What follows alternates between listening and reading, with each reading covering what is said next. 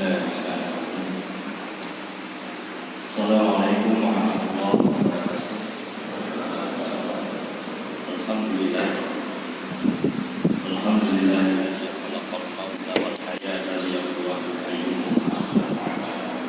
Wa huwal azizul ghafur. Asyhadu an la ilaha illallah wahdahu la syarika lahu wa asyhadu anna Muhammadan abduhu wa rasuluhu. Allahumma shalli wa sallim wa barik ala sayyidina Muhammad wa ala alihi wa sahbihi ajma'in.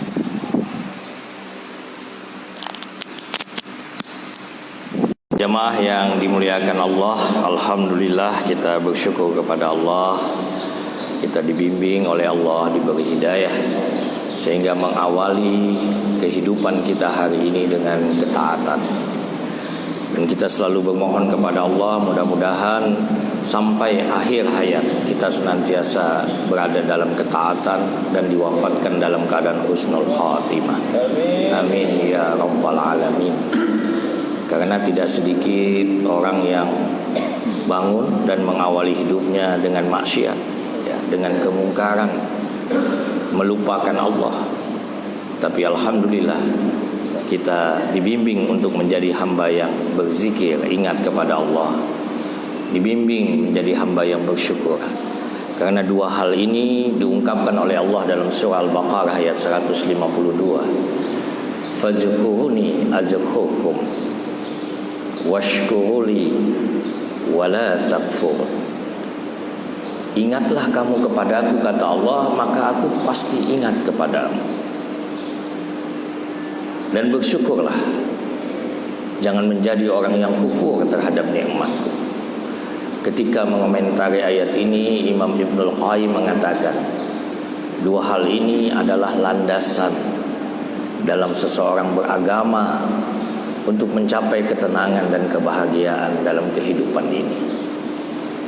Dan ini diperkuat dengan firman Allah, ala bizikrillahi tatma'innul qulub. Ketahuilah bahwa hanya dengan ingat kepada Allah, dengan berzikir, maka hati akan tenang. Apalagi dalam situasi hari ini, ya, COVID-19 ya, membuat bingung para ahli. Muncul lagi varian baru. Orang yang tidak punya pegangan dalam hidup ini stres, putus asa, cemas, gelisah, tidak menentu. Tetapi orang yang punya pegangan, yang yakin akan kekuasaan Allah, dia tetap dalam ketenangan.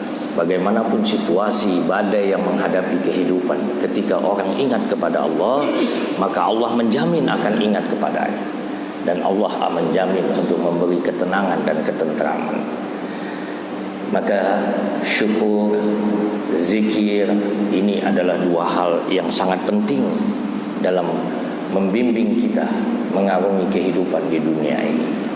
Dalam posisi apapun, baik kita orang yang berpunya maupun orang yang tidak berpunya, baik kita sehat, kuat maupun kita sakit, ketika kita di dalam jiwa ada keyakinan kepada Allah, selalu berzikir dan kita selalu bersyukur, maka insya Allah kita akan hidup dalam ketenangan.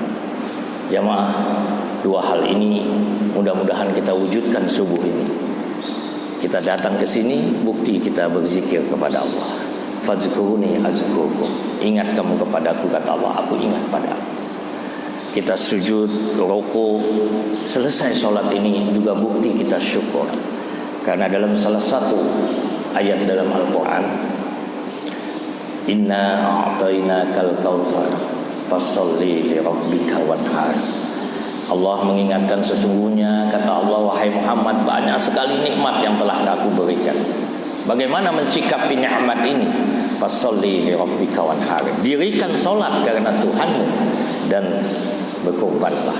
Nah, ini juga sudah tanggal berapa hari ini? tanggal 18 ya, 18 Dzulqa'dah. 22 hari lagi insyaallah. 22 hari lagi kita akan jumpa Idul Adha. Nah, jadi jangan lupa bagi teman-teman, Bapak, Ibu yang punya kelebihan rezeki, segera sembelih hewan kurban. Ya, Imam Abu Hanifah malah mengatakan hukumnya wajib. ya, walaupun mazhab lain mengatakan sunnah muakkad, tapi Imam Abu Hanifah menghukumkan wajib karena ada hadis Nabi yang sangat keras bagi orang yang mampu untuk berkurban tapi dia tidak lakukan. Jangan dekat-dekat dengan musola ini, dengan masjid kami, kata Rasulullah. Jamaah yang dimuliakan oleh Allah, jadi dengan ingat kepada Allah, Allah akan beri kita ketenangan. Ingat kepada Allah tidak hanya di masjid, ya, ingat kepada Allah dalam setiap situasi dan keadaan. Alladzina yadhkurunallaha qiyaman wa qu'udan wa 'ala junubihim.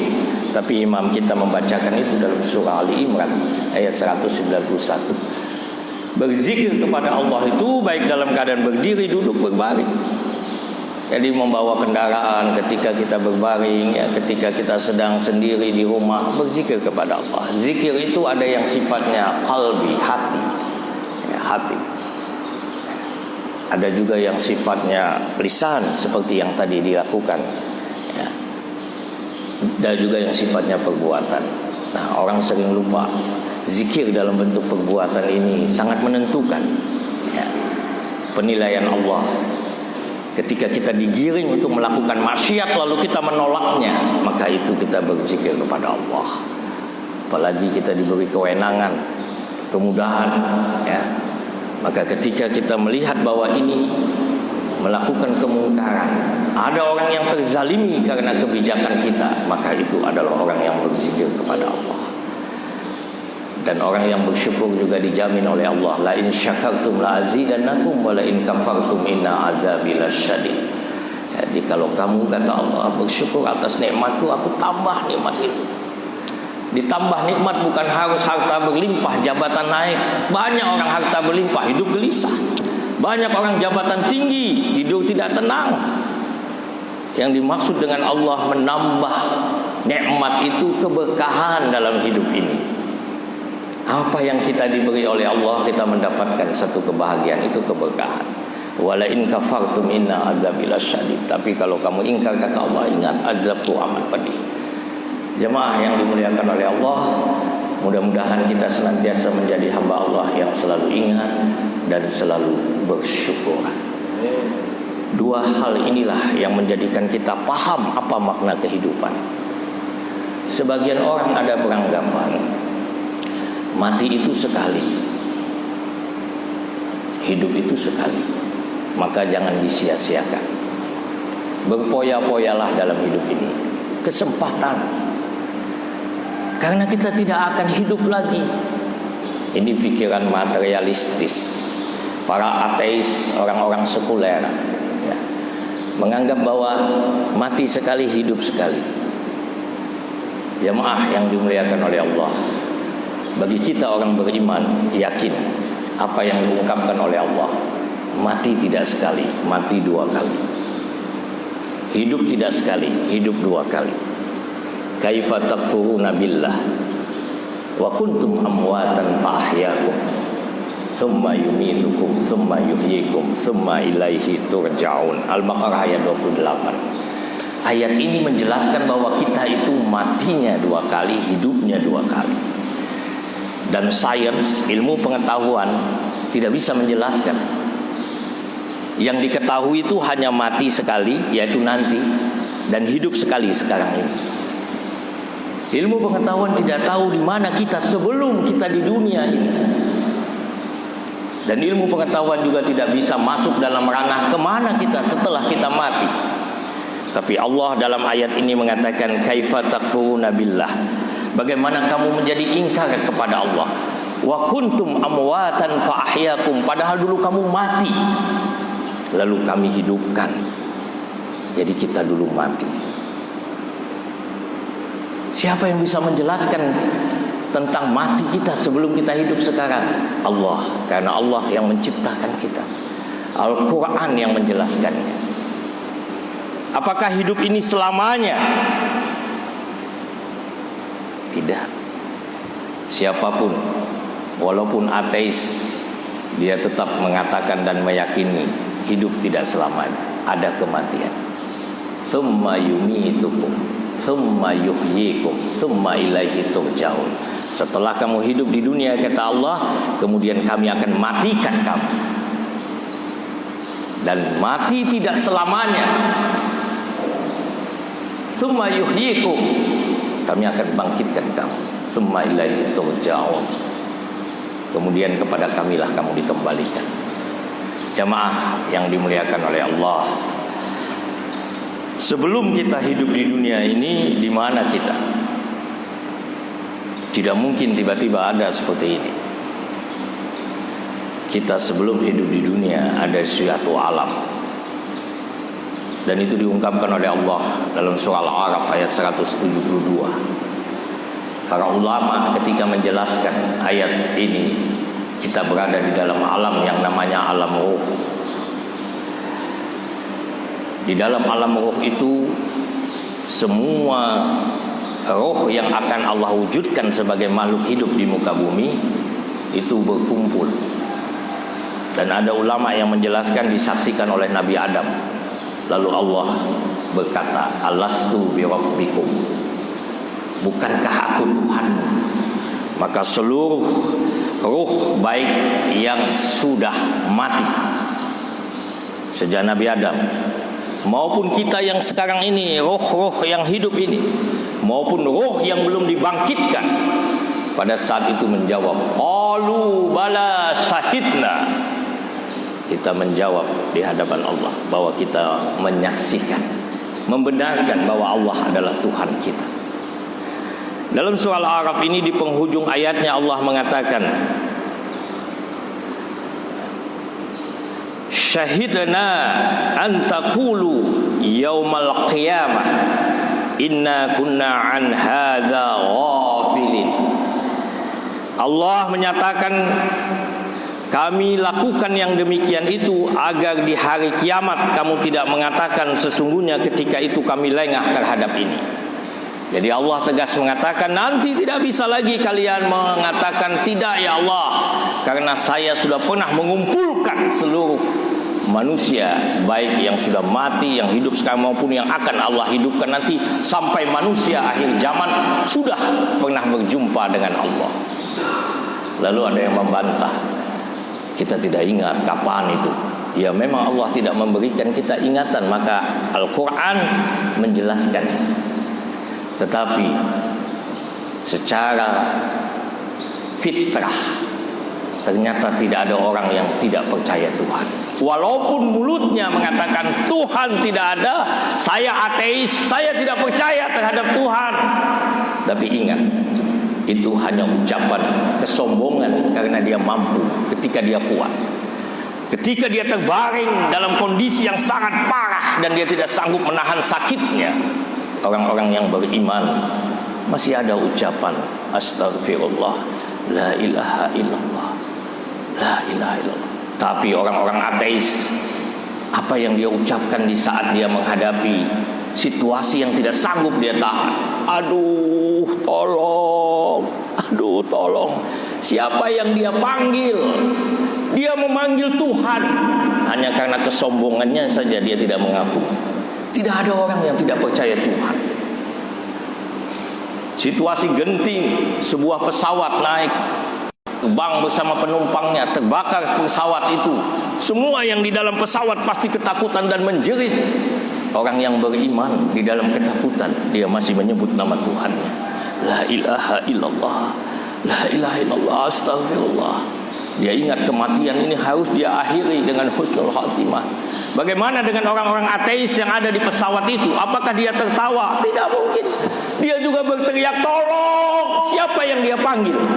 Dia memanggil Tuhan.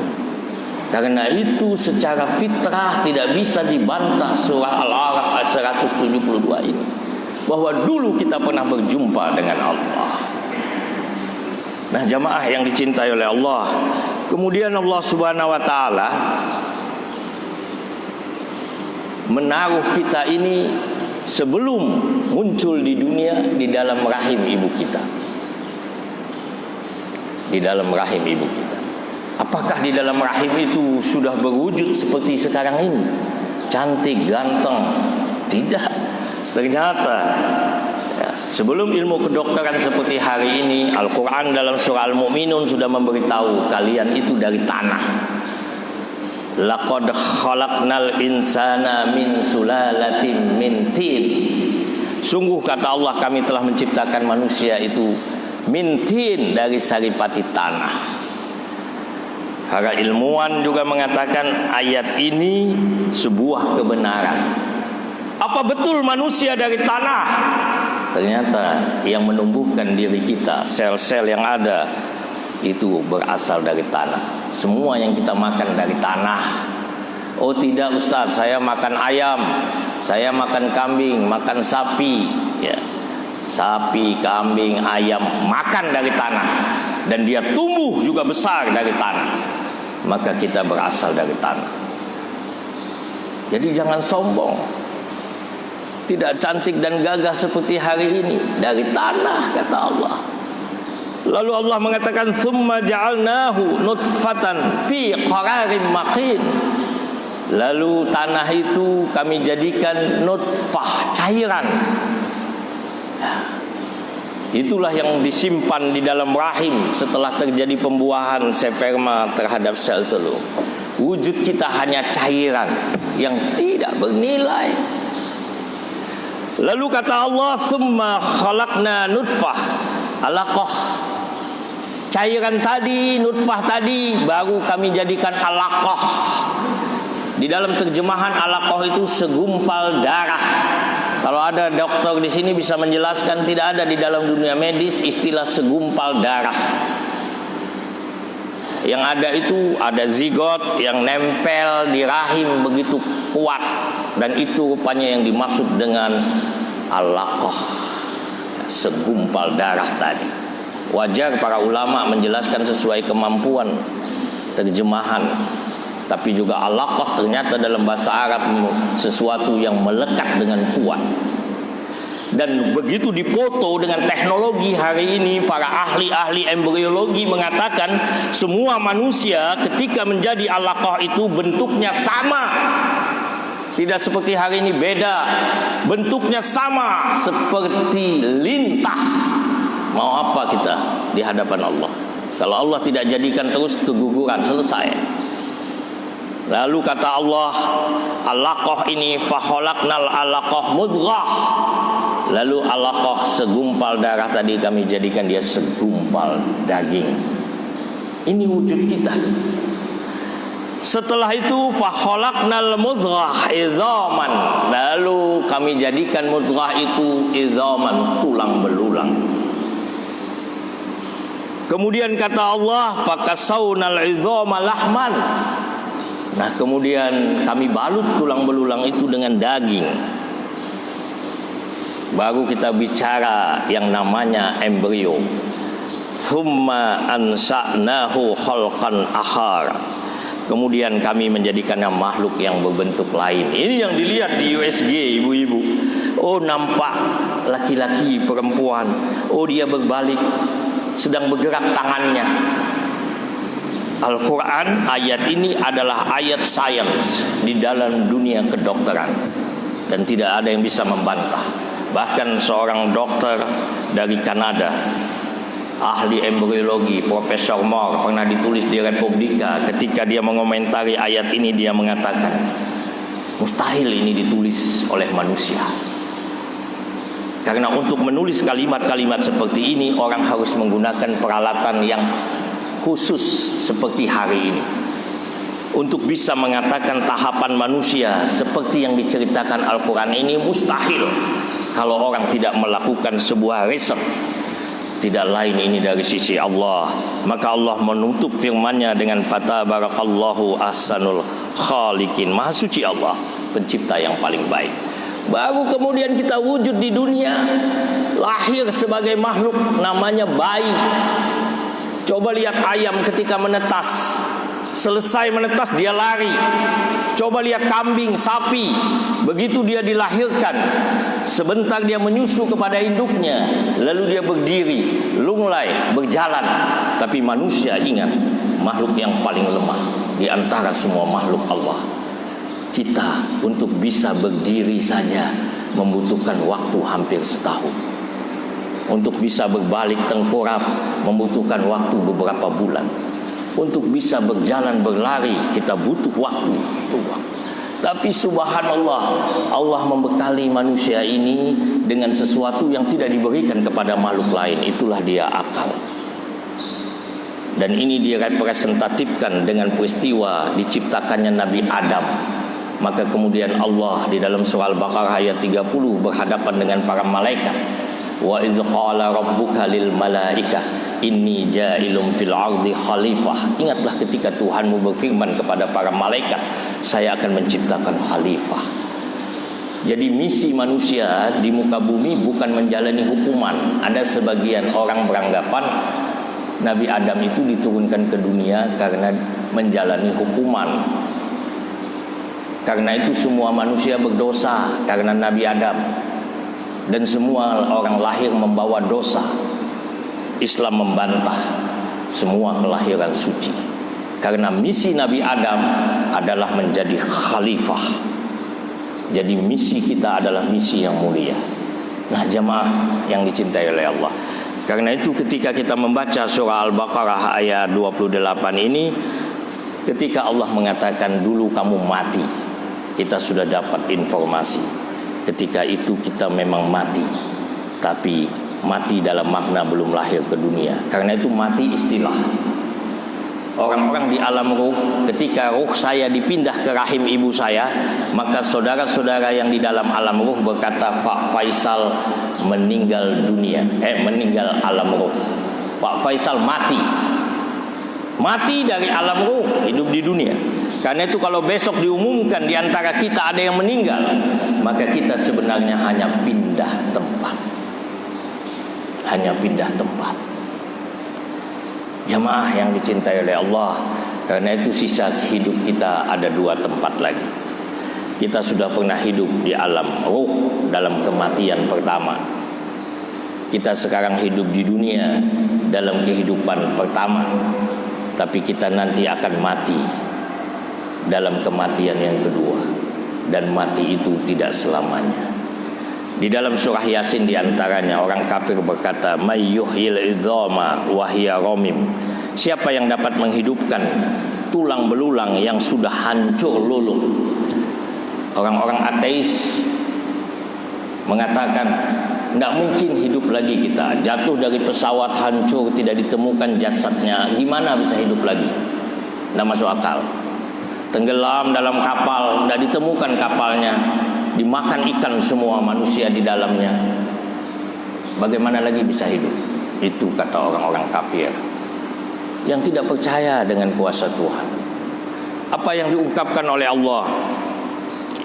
Allah mengatakan, inna nahnu nuhil mauta wa naktubu ma qaddamu wa atharahum wa kulla syai'in ahsaynahu fi imamin mubin. Surah Yasin ayat 12. Kami yang akan menghidupkan orang-orang mati. Sungguh kami yang akan menghidupkan orang mati. Dan kami sudah mencatat semua yang dilakukan dan jejak yang ditinggalkan. Dan semua sudah tersimpan di dalam kitab yang nyata di Lauh Mahfuz. Jadi jamaah, dari ayat ini Allah mempertegas bahwa sebenarnya kita akan dihidupkan lagi. Tidak usah ragu, kata Allah. Kita akan Allah hidupkan. Dan kita ini ketika dihidupkan oleh Allah, Allah sudah menyatakan bahwa semua yang kita lakukan itu sudah tercatat di dalam Lauh Mahfuz. Karena itu kehidupan akhirat sesungguhnya adalah sebuah keniscayaan untuk menegakkan keadilan yang sesungguhnya. Di dunia ini banyak orang yang tidak mendapatkan keadilan. Banyak orang dengan kepandaiannya lepas dari hukum dunia, tapi tidak ada yang bisa lepas dari hukum Allah. Karena itu di dalam Yasin juga diungkapkan oleh Allah, di akhirat nanti tidak berguna mulut ini. Al-yawma nahtimu ala afwaihim wa tukallimuna aydihim wa tashhadu arjuluhum bima kanu yaksibun. Pada hari ini, artinya hari pengadilan nanti, kami kunci mulut mereka, kami tutup, kata Allah. Karena mulut ini yang suka ngeles, mulut ini yang memukau, mulut ini yang mengelabui, mulut ini yang membuat orang tertipu. Maka kata Allah, tidak ada guna lagi mulut. Tapi yang berkata tangan, yang memberi kesaksian adalah kaki terhadap apa yang dulu kamu kerjakan. Menurut ahli pangan, Bapak Ibu, apa yang tersedia di bumi ini berlimpah dan bisa menghidupi lebih dari 7,6 miliar manusia. Hari ini ada 7,6 miliar manusia. Secara teori, manusia tidak ada yang kelaparan. Tidak ada manusia yang hidup dalam kemiskinan. Karena apa yang Allah sediakan berlimpah. Dalam surah Al-A'raf Allah sudah menjanjikan ayat 10, walaqad makannakum fil ardi wa ja'alna lakum fiha ma'ais qalilan ma tashkurun. Sungguh kata Allah, kami telah tetapkan kamu di muka bumi dan kami sediakan untuk kamu ma'ais, sumber penghidupan. Ini ma'ais, ini sumber penghidupan. Apa saja Allah sediakan. Qalilan ma tashkurun, sedikit yang bersyukur. Kata para ilmuwan, ahli-ahli pangan di dunia, ahli kependudukan, manusia cukup untuk dengan semua yang ada. Tapi kenapa kita jumpai masih banyak orang yang hidup dalam kemiskinan? Pagi ini saja nanti masih banyak orang yang tidak dapat makan. Sejak kemarin dia belum makan. Jumlahnya bukan sedikit, bisa jadi jutaan. Banyak saudara kita, apalagi dalam situasi COVID ini, tidak ada pekerjaan. Yang dia datang ke tempat-tempat sampah, dia kais-kais tempat sampah, dia lihat di situ ada makanan sisa yang kita buang karena di rumah kita berlimpah. Kenapa terjadi seperti ini? Karena ada kelompok manusia yang rakus, yang serakah, yang mengambil bahkan hak orang lain. Dia lepas dari hukum dunia, tapi dia tidak bisa lepas dari hukum Allah. Karena itu hari akhir sebuah keniscayaan. Jamaah yang dicintai Allah, nanti baca surah Al-Ghafir ayat 57. Allah menyatakan bahwa penciptaan alam semesta, langit bumi jauh lebih sulit daripada penciptaan manusia. Artinya penciptaan manusia itu kecil ya, walaupun Allah berkuasa semua, tapi Allah mengingatkan, hai manusia, penciptaan langit dan bumi besar dibanding penciptaan manusia. Nah jamaah yang dicintai Allah, di penghujung tausiah ini ya, saya ingin menyampaikan bahwa akhir daripada alam ini sebuah keniscayaan. Kiamat itu sebuah kepastian. Bagi kita orang beriman, kiamat rukun iman. Siapa yang tidak percaya kiamat, lepas imannya dan dia sudah murtad, keluar daripada Islam. Hadisnya sangat populer tentang kiamat ini. Apa yang dikatakan oleh para ilmuwan tentang alam ini? Dulu ada pandangan materialistik yang mengatakan alam semesta ini terjadi dengan sendirinya. Tidak ada yang mendesain. Alam semesta ini tiba-tiba muncul. Ini pandangan sebagian para pemikir, ahli-ahli di barat, filosofis. Tapi kemudian terbantah karena manusia tidak bisa membuktikan ada sesuatu yang terjadi tanpa awal. Baju yang saya pakai ini, tiba-tiba saya mengatakan di hadapan jamaah, ini terjadi dengan sendirinya. Maka semua orang mengatakan, Pak Faisal pungo. Datang orang, ini masjid, tiba-tiba saja ada. Ini orang pungo, orang bodoh. Semua di dunia mengatakan tidak ada sesuatu yang tidak berawal. Maka lahirlah pandangan dunia barat yang mengatakan bahwa alam semesta ini berawal. Kapan awalnya? Para ilmuwan berdasarkan hasil riset mereka menyimpulkan bahwa alam semesta ini berawal dari satu titik, kata mereka. Mereka menyebut ada satu benda sebesar bola tenis. Benda itu sangat padat, lalu meledak dengan amat dahsyat, menciptakan seluruh benda-benda langit. Ini terjemahan sederhananya, disebut dengan teori Big Bang, ledakan alam semesta. Ledakan ini bertahap, mulai ledakan terbentuk kabut, bertahap sampai terbentuknya planet-planet. Dan mereka mengatakan tahapannya sebanyak 6 tahap. 6 tahap.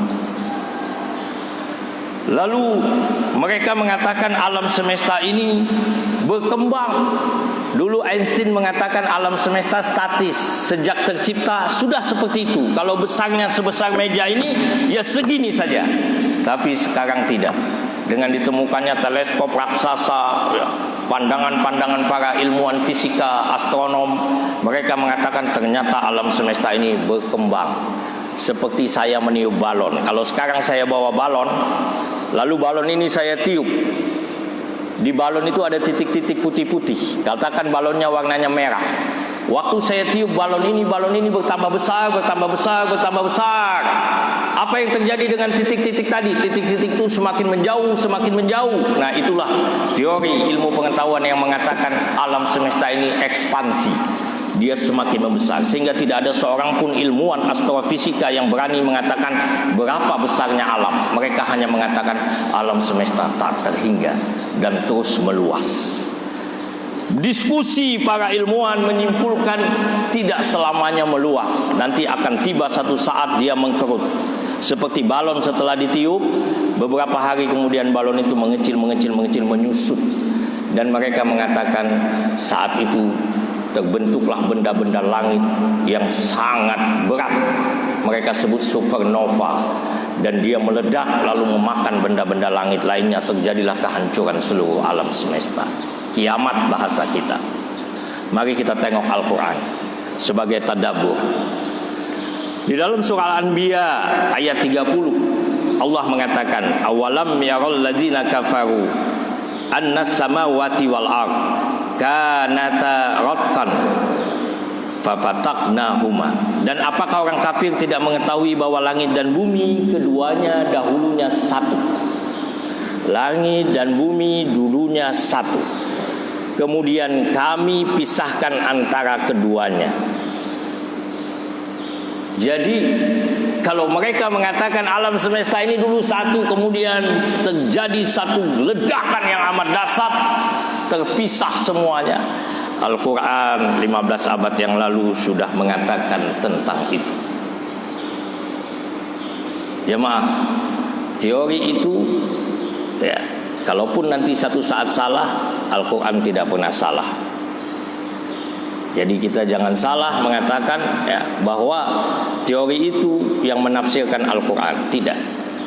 Teori itu mengatakan kejadian hari ini. Kalaupun ada orang satu saat mengatakan teori itu salah, Al-Quran tetap sebuah kebenaran. Dan itu keyakinan kita. Karena itu setiap kita membaca Al-Quran, setelah alif lam mim, apa kalimatnya?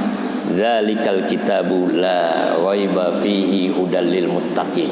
Ini kitab Al-Quran tidak ada keraguan padanya, petunjuk bagi orang yang bertakwa. Artinya ketika kita membaca Al-Quran lembar demi lembar, ada sesuatu yang tidak bisa kita terima nalar, ada sesuatu yang kita ragu. La raiba fihi hudal lil muttaqin. Jangan ragu. Ini bagi orang yang bertakwa dalam konsep membaca Al-Quran. Ilmuwan mengatakan setelah itu langit dan alam ini meluas dan tercipta dalam 6 tahap. Allahul ladzi khalaqas samawati wal ard wa ma bainahuma fi sittati ayyam. Beberapa surah dalam Al-Quran menceritakan Allah menciptakan langit dan bumi, apa yang ada di antara keduanya dalam 6 masa. Ilmuwan barat, ilmuwan sekuler, ilmuwan ateis tidak pernah baca ayat ini, tapi mereka menemukan teori bahwa alam semesta terbentuk sampai seperti hari ini ada 6 tahap. Alam semesta meluas seperti yang mereka katakan dalam surah Az-Zariyat ayat 47. Was-samaa'a banainaha bi'aidin wa inna lamusi'un. Dan langit kami bangun dengan kekuasaan kami dan kami benar-benar meluaskannya. Langit kami bangun dengan kekuasaan kami. Tidak ada bangunan di muka bumi yang bisa berdiri kokoh tanpa tiang kecuali langit yang dicipta oleh Allah. Silahkan tunjukkan di mana tiangnya langit. Tidak ada. Maka Allah mengatakan langit kami bangun dengan kekuasaan kami dan kami benar-benar meluaskannya seperti balon tadi. Apakah selamanya meluas? Oh tidak. Allah mengatakan yauma natwis samaa qatai sijlil kutub. Ingatlah pada hari langit kami gulung seperti menggulung lembaran-lembaran kertas. Sadaqallahul azim. Maha benar Allah dengan segala firman-Nya. Karena itu jangan sampai kita menjadi orang yang kufur terhadap Allah. Ya, sebagai penutup tadi imam kita membacakan surah Ali Imran ayat 190 yang menyebabkan Nabi menangis. Azan subuh sudah berkumandang. Bilal dan sahabat menunggu Nabi keluar dari biliknya. Kamar Nabi bersebelahan dengan mihrab Masjid Nabawi pada masa itu. Selesai azan, kebiasaannya sahabat sholat sunat, Nabi sholat sunat di kamarnya. Karena itu sebaik-baik sholat itu di rumah, kecuali sholat fardu. Itu ada hadis mengatakan. Jadi di rumah juga jangan tidak pernah sholat. Isi rumah kita dengan sholat-sholat sunat. Nabi tidak keluar-keluar. Maka dalam riwayat Aisyah ini menceritakan Bilal mendatangi Nabi minta izin dan melihat Nabi menangis terisak. Nabi menangis, tubuhnya gemetar. Bilal kemudian memberanikan diri, ya Rasulullah, bukankah Anda orang yang diampuni Allah segala dosa-dosa, manusia yang paling bertakwa, kenapa Anda menangis? Apalagi yang ditangisi? Kata Rasulullah, tidak pantaskah saya menjadi abdan syakura, hamba yang bersyukur? Lalu Nabi mengatakan, wahai Bilal, tadi artinya dini hari waktu sahur bisa jadi Jibril datang dan dia menyampaikan firman Allah, inna fi khalqis samawati wal ard wa ikhtilafil laili wan nahar la ayati li ulil albab. Sesungguhnya dalam proses penciptaan langit bumi, silih berganti malam dan siang, terdapat ayat-ayat Allah bagi orang yang berakal. Nabi menangis. Coba Bapak Ibu renungkan ayat ini. Sesungguhnya dalam penciptaan langit dan bumi, kalimat penciptaan, berapa banyak kita melihat langit tidak terhitung banyaknya. Berapa banyak kita melihat bumi, gunung, lembah, sungai, danau, semua yang ada di bumi sudah sering kita lihat. Yang Allah suruh tidak pada melihat, sekedar melihat. Allah tidak mengatakan sesungguhnya pada langit dan bumi, tapi sesungguhnya pada penciptaan, proses. Ini kamera ini. Tiap hari kita lihat. Tapi kalau kita merenungkan bagaimana kamera ini terbentuk, baru kita sadar. Kita sadar betapa kayanya ilmu pengetahuan yang Allah berikan. Tiap hari kita makan makanan di rumah kita, istri kita masak, biasa saja. Tapi kalau kita renungkan betapa susahnya istri kita memasaknya, kita kemudian merenungkan bagaimana ini sayur-sayur ini, para petani sebagainya, ini proses, maka timbul kesyukuran. Yang Allah suruh kita adalah memperhatikan proses penciptaan langit dan bumi. Kalau kita melihat gunung, kenapa dia tegak? Bahkan Al-Quran mengatakan wal jibala autada, gunung itu sebagai pasak. Ada orang meninggal, kita buat teratak. Teratak itu ada namanya pasak. Kalau panjangnya 30 cm, yang masuk ke bumi berapa? 25 cm. Yang keluar hanya sekitar 5 cm. Kalau masuk ke bumi hanya 5 cm, terataknya roboh. Artinya pasak itu menguatkan bumi. Dan Allah mengatakan gunung itu sebagai pasak. Dalam ilmu saya, sains kebumian, ternyata gunung api yang muncul kita lihat, Selawahkah dia, Merapikah dia, itu hanya 1/5. 4/5-nya nancap di dalam bumi. Itu yang Allah suruh renungkan. Kenapa kapal Titanic tenggelam? Kapal itu hebat. Pencipta kapal itu mengatakan kapal ini Tuhan pun tidak bisa menenggelamkannya. Begitu sombongnya dia. Tiba-tiba kapal itu nabrak gunung es, tenggelam. Nakhodanya mengatakan tidak apa-apa. Waktu nabrak gunung es, dia lupa di bawah gunung es itu ada bangunan gunung yang sangat besar. Itu yang menghancurkan lambung kapal. Jemaah yang dimuliakan Allah, Maka ayat tadi menyebabkan Nabi menangis. Kalau kita berpikir seperti itu, kita pun akan menangis. Kita pun akan menangis. Turun hujan, udah berapa juta kali kita lihat hujan, tapi ketika kita membayangkan, ya Allah, di langit sana berarti ada air, ada jutaan galon air. Kalau engkau buka air itu, ya Allah, dalam waktu seketika, maka hancurlah bumi ini. Secara fisika air itu turun dengan kecepatan melebihi kecepatan peluru. Kepala kita jebol, mobil kita hancur, masjid ini pecah. Tapi Allah turunkan hujan itu melalui rintik-rintik hujan. Siapa yang mengangkat air dari bumi ke langit lalu menurunkannya lagi? Dialah Allah. Karena itu ada doa setiap hujan. Nabi mengajarkan doa, ya. Allahumma shayban nafi'an, ya Allah, jadikanlah ini manfaat. Jadi Rasulullah tidak tahu teori-teori ini, tapi Rasulullah menggiring kita untuk mengingat Allah, ya, supaya kita semakin mencintai Allah. Demikian barangkali, karena ini hari kerja, saya juga kerja sebentar lagi. Jadi ini saja yang dapat saya sampaikan. Kebenaran hanya dari sisi Allah. Ada silaf kata, salah ucap, saya mohon ampun kepada Allah. Subhanallahi wa bihamdihi, subhanallahi wa bihamdika, asyhadu an la ilaha illa anta, astaghfiruka wa atubu ilaik. Assalamualaikum warahmatullahi wabarakatuh.